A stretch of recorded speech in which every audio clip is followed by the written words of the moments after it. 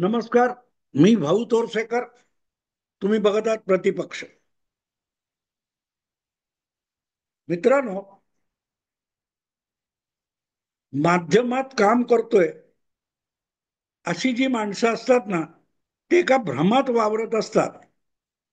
म्हणजे तुम्ही ऐकलं असेल, टीव्ही बघत असाल तर त्यातले ते अँकर असतात, ते बोलावलेली व्यक्ती किंवा ज्याची मुलाखत घेत असतात त्याला सांगतात सगळा महाराष्ट्र तुम्हाला बघतोय, whole India is looking at you, असं सांगतात.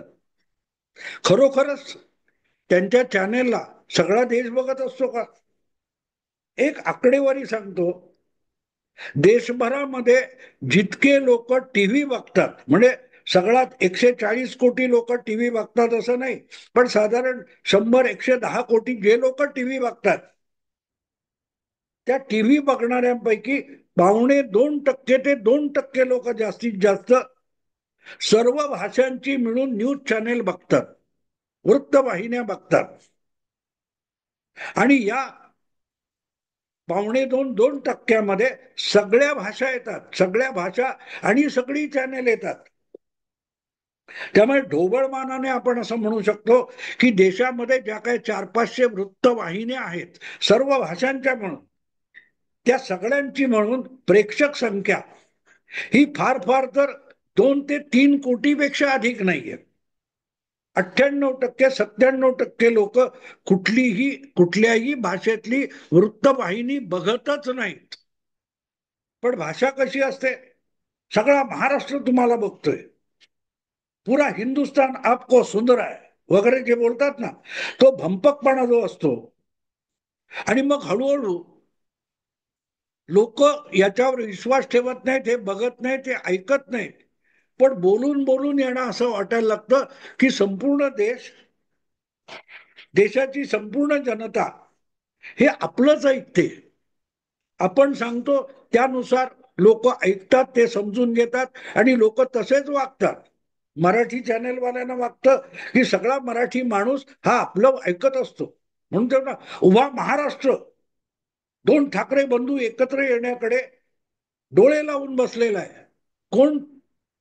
महाराष्ट्राची जी 12-14 कोटी लोकसंख्या आहे, त्यातल्या 12-14 लाख लोक सुद्धा दोन ठाकरे बंधू एकत्र यावेत याच्याकडे वाट बघत नसतात.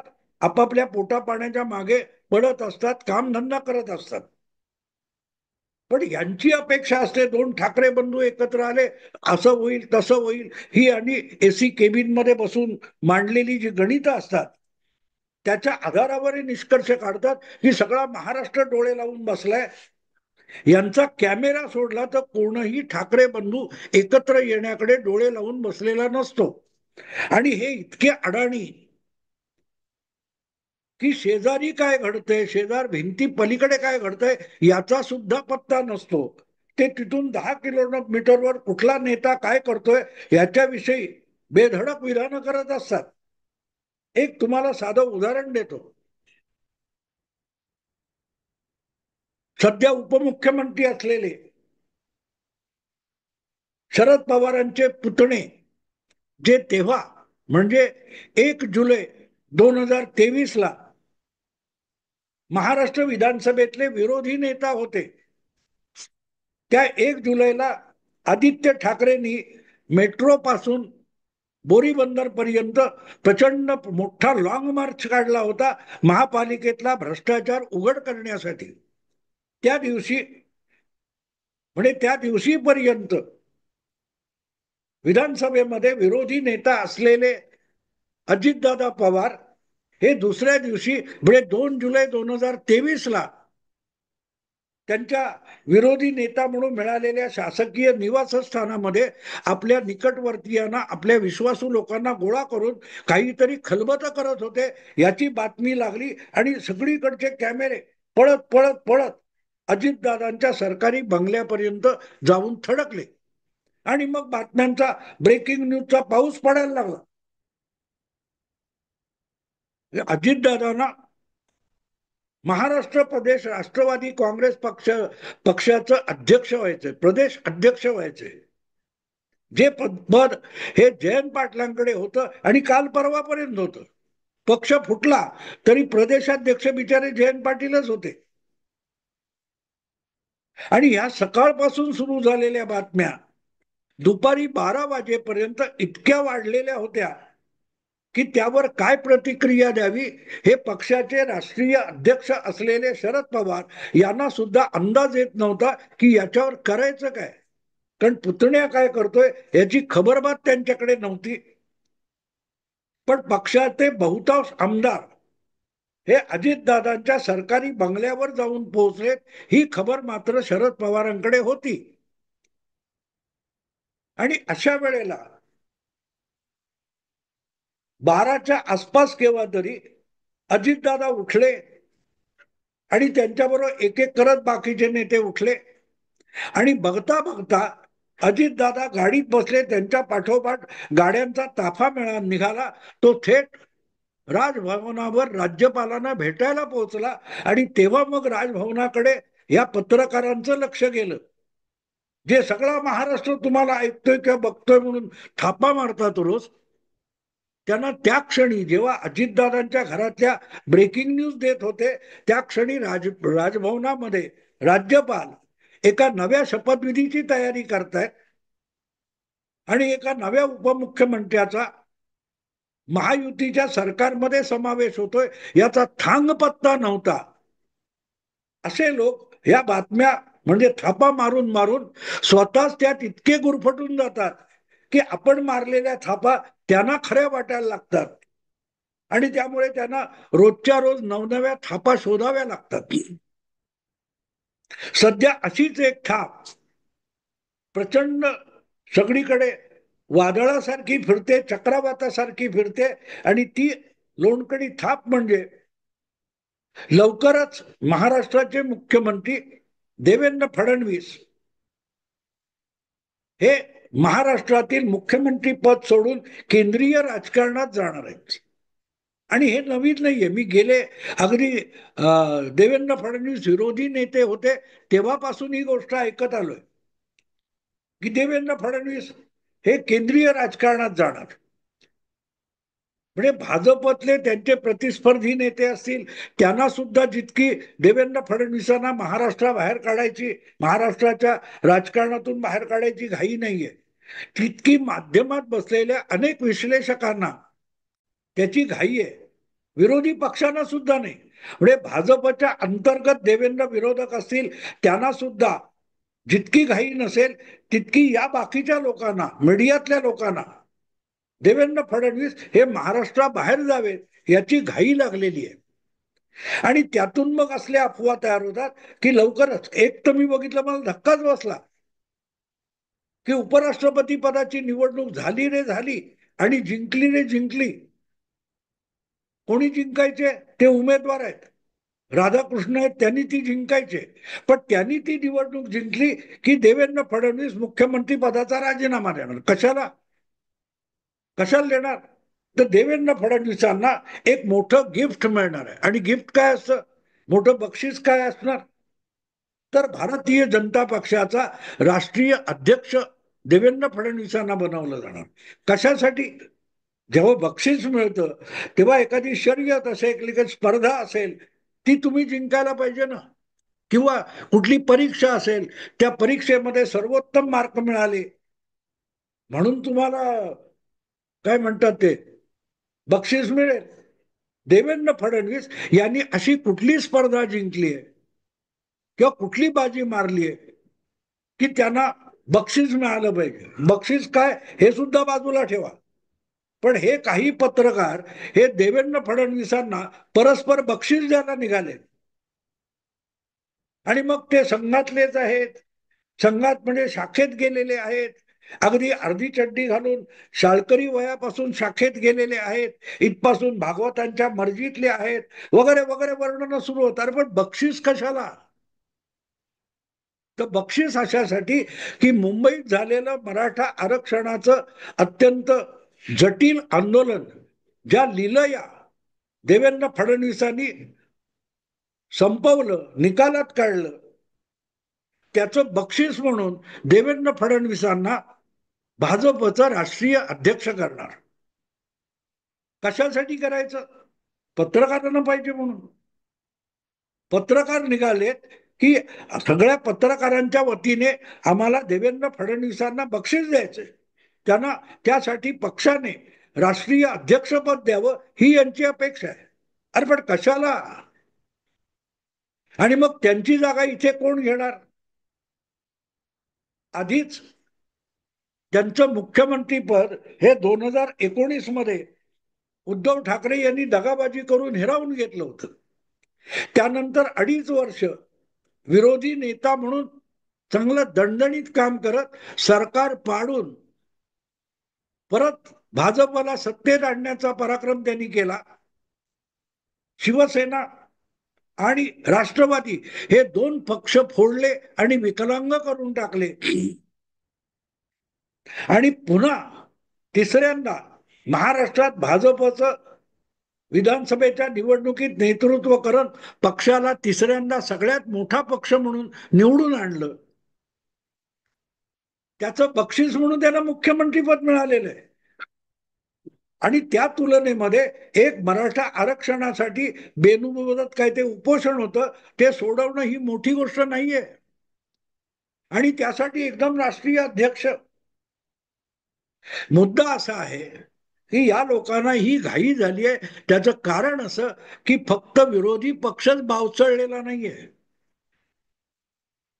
देवेंद्र फडणवीस मुख्यमंत्री झाले आणि मुख्यमंत्री होण्यासाठी त्यांनी स्वतःचाच पक्ष सगळ्यात मोठा बनवला नाही, तर दोनही मित्र पक्षांचे आमदार सुद्धा भरभक्कम मोठ्या संख्येने निवडून येतील याची जी काळजी घेतली आणि त्यातून महाराष्ट्रव्यापी आपल्या नेतृत्वाची छाप महाराष्ट्राच्या राजकारणावर उमटवलेली आहे, त्यातून परत सावरायचं कसं हे आता 8-10 महिने उलटत आले तरी इथल्या विरोधी पक्षांना समजत नाहीये, सुचत नाहीये. आणि त्यामुळे खरोखरीचे निवडणुकीत उतरणारे जे विरोधी राजकीय पक्ष आहेत ते बावचळून गेलेत, निष्क्रिय झालेत.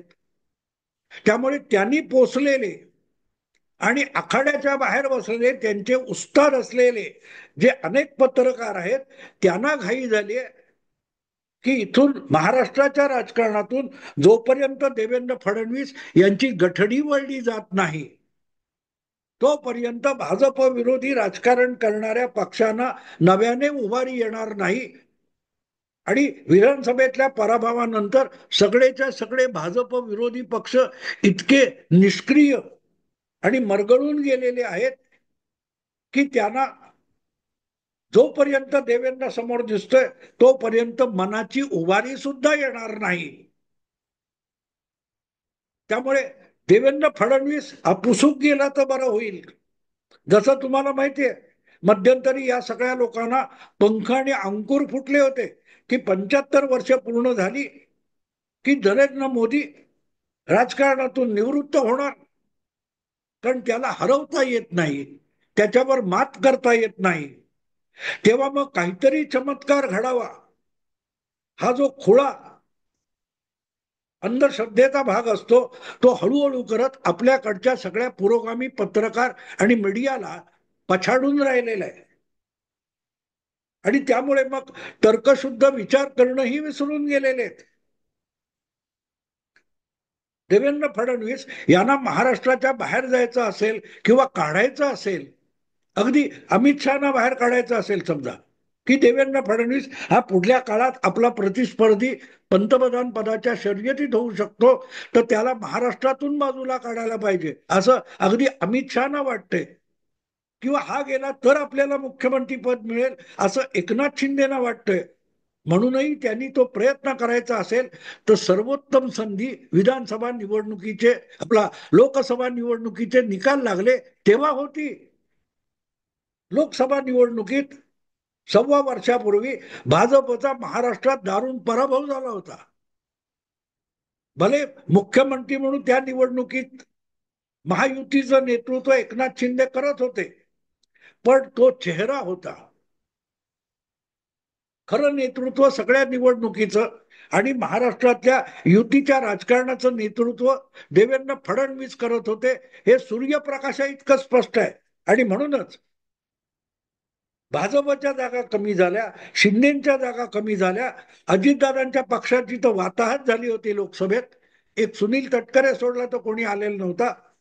अशा वेळेला त्या पराभवाची जबाबदारी देवेंद्र फडणवीसांनी आपल्या डोक्यावर घेतली आणि उपमुख्यमंत्री पद सोडून पक्ष संघटनेत काम करण्याची इच्छा फडणवीसांनी जाहीरपणे व्यक्त केली होती. अमित शहा असतील किंवा पक्षातले त्यांचे हितशत्रू असतील, त्यांच्यासाठी त्यासारखी उत्तम संधी नव्हती.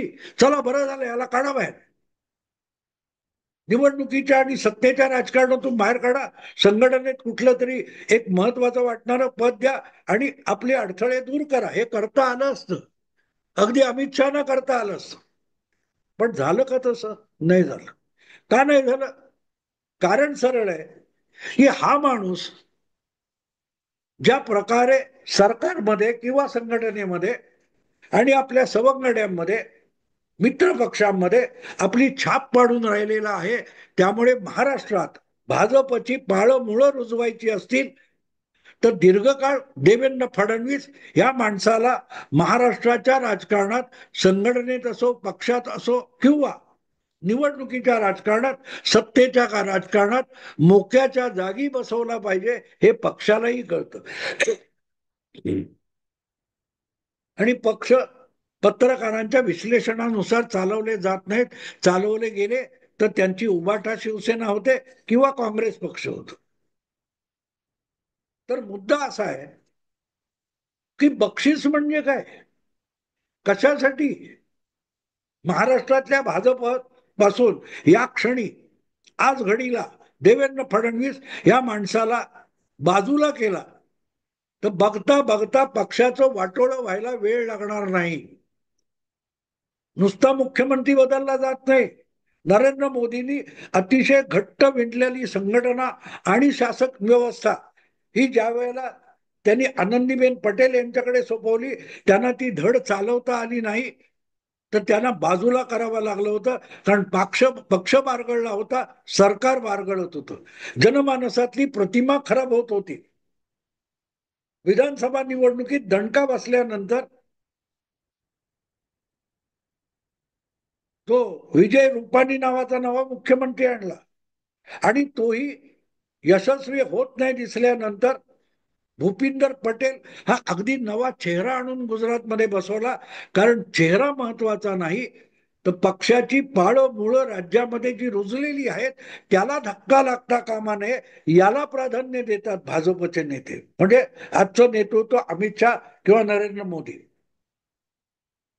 आणि त्यामुळेच या क्षणी तुमच्या राजकारणाच्या थिअरीमध्ये किंवा विश्लेषणामध्ये देवेंद्र फडणवीस यांना महाराष्ट्रातून केंद्रात घेऊन जाणं हे कितीही लाभदायक वाटत असलं तरी भाजपच्या वरिष्ठ नेतृत्वाला, हायकमांडला ते पटलेलं नाही, पटणार नाही. कारण अजूनही महाराष्ट्रामध्ये स्वबळावर निवडणूक जिंकण्याची क्षमता भाजपमध्ये निर्माण झालेली नाही. आणि ती निर्माण करण्याची क्षमता असलेला एकमेव नेता, सक्षम नेता कोण असेल तर तो देवेंद्र फडणवीस आहे. आणि म्हणून देवेंद्र फडणवीस यांना आत्ता महाराष्ट्रातून बाहेर काढणं, पक्षाध्यक्ष करणं किंवा केंद्रात मंत्री करणं म्हणजे महाराष्ट्रातला भारतीय जनता पक्ष उद्ध्वस्त करून टाकणं आहे, खिळखिळा करून टाकणं आहे.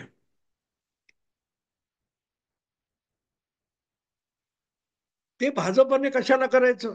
अमित शहा, नरेंद्र मोदी किंवा नड्डा वगैरे संघाने का करायचं?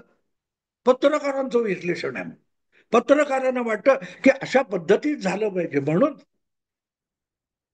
कारण तुम्ही तुमच्या कल्पना विश्वामध्ये रममाण होत असला तरी राजकारण, निवडणुकीचं राजकारण, सत्तेचं राजकारण हे अत्यंत व्यवहारी आणि वास्तवात घडत असतं. तिथे कल्पनेला वाव नसतो. अंदाज बांधले जातात पण त्या अंदाजाचे परिणाम येतात, त्यानुसार पदोपदी सावध पावलं टाकली जात असतात. कुठच्या थिअरीसाठी, विश्लेषणासाठी, अनालिसिससाठी राजकारण होत नाही. राजकारणातल्या घडामोडी होतात, त्याचं विश्लेषण होतं, त्याचा अनालिसिस होतो. अनालिसिसनुसार उपाय योजले जाऊ शकतात, पण राजकारण होत नाही. त्यामुळे राजकारण करणारे जे असतात, व्यवहारी राजकारण करणारे जे असतात, ते तुम्ही जे अनालिसिस केलंय त्यानुसार निर्णय घेत नाहीत. ते जे निर्णय घेतात त्याचं तुम्ही अनालिसिस करायचं असतं. त्यांना तुम्ही कामं सुचवू नका, त्यांचे निर्णय तुम्ही घेऊ नका. मला एक अनुभव सांगतो. माझ्या डोळ्याचं ऑपरेशन व्हायचं होतं आणि मी त्या डोळ्याच्या डॉक्टरांकडे गेलो होतो 8 वर्षापूर्वी. आणि मी त्यांना विचारलं काय होतं. म्हटलं दिसताना त्रास होतोय, कॅटरॅक्ट झालंय. त्या डॉक्टरनी थप्पड मारल्यासारखा मला प्रश्न विचारला, तुम्ही डोळ्याचे डॉक्टर आहात का? म्हटलं नाही, मी पत्रकार आहे. हा, मग म्हणून बाकीचं सगळं करा ना, बाकीचं सगळं शहाणपण करा. म्हणे डोळ्याचं काम आहे ना, तेवढं तरी आमच्यासाठी शिल्लक ठेवा. तसं मी म्हणे, मी त्याची चूक नव्हती त्या डॉक्टरची. मी एवढ्यासाठी सांगतोय की पत्रकारांना जगातलं सगळं शहाणपण कळतं असं जे वाटतं, त्यातून जरा बाहेर पडा या भ्रमातून. तुमच्या इशाऱ्यावर आणि तुमच्या सल्ल्यावर पक्ष चालू शकत नाहीत, राजकारण होत नाही. त्यामुळे तुम्हाला किती वाटत असलं तरी देवेंद्र फडणवीस हा माणूस पुढल्या कमीत कमी 4-5 वर्ष तरी, पुढच्या निवडणुकांपर्यंत महाराष्ट्रातून दिल्लीत जाण्याची शक्यता नाही, किंवा पक्षाचा राष्ट्रीय अध्यक्ष होण्याची शक्यता नाही. आत्ता थांबतो. आवडलं लाईक करा, शेअर करा आणि प्रतिपक्षाला सबस्क्राईब करा. नमस्कार.